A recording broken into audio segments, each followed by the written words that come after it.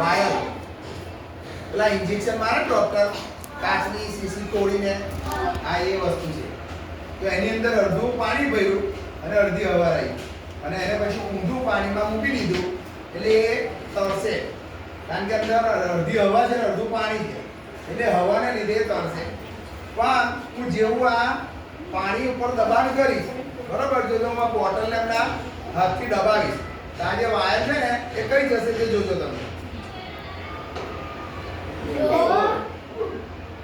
હવે હું જેવું દબાણું છું કે દઈશ એટલે ઉપર આવી જશે.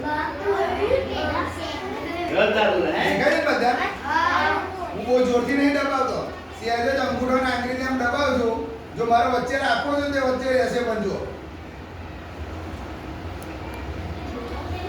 એ બધું મારા અહીંયા દબાણ પર અસર કરે.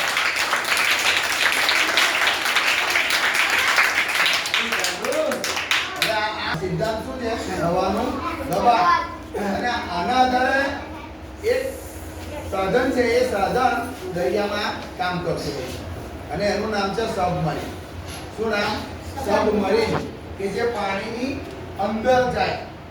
એની અંદર આવી રીતે જ હવાનું દબાણ વધારવામાં આવે અને હવાનું દબાણ ઘટાડવામાં આવે. એટલે જ્યારે આપણે ઈચ્છા થાય ત્યારે સબમરીનને પાણીની ઉપર લઈ આવીએ, જ્યારે ઈચ્છા થાય ત્યારે પાણીની વચ્ચે પણ રાખી શકીએ અને જ્યારે ઈચ્છા થાય છે તળિયા સુધી પણ લઈ જઈ શકીએ. અને એટલે દુશ્મનને એ દેખાય ના. પાણીની અંદર હોય તો એ દુશ્મનને દેખાય ના. અને આ સબમરીનમાંથી ટોર્પિડો છોડવામાં આવે જેને કહેવાય તોપગોળા. અને હવે તો એમાંથી મિસાઇલ પણ છોડવામાં આવે છે. અને હવે તો અણુ સબમરીન પણ બની ગઈ છે કે જે અણુ બોમ્બ પણ ફેંકી શકે પાણીમાં રહ્યા. દુશ્મનને બહારથી કશું દેખાય ના કે દરિયા પર છે કશું નથી. પણ મોટો આપણો રક્ષક પાણીની અંદર હોય છે અને એ સબમરીનની અંદર રહેવા માટે તાલીમ આપવામાં આવે. બહુ ઓછી જગ્યા હોય એમાં અને ઓછી જગ્યામાં બધા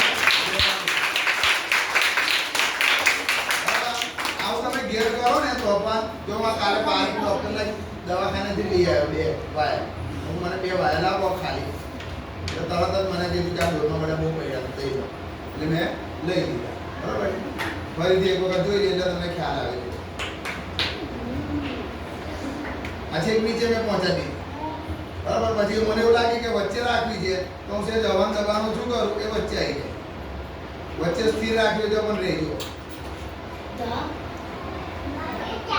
અને પછી ઉપર લાવવી હોય તો ઉપર એને અમુક સમય પછી ઉપર પણ લાવવી પડે. બહારના ઓક્સિજનની પણ એને જરૂર પડે.